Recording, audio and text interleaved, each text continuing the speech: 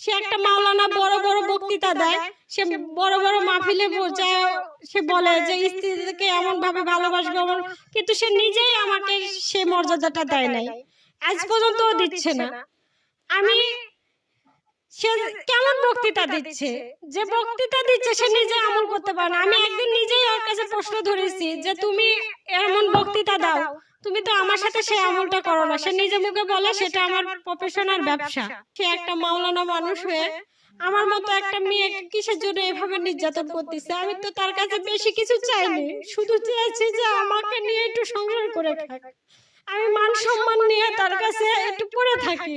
আজ পর্যন্ত আমি কখনো ভাবি নাই যে আমার এভাবে সোশ্যাল মিডিয়াতে এসে আমার মনের কথা আমার বলতে হবে, আমি কখনো এভাবে ভাবি নাই।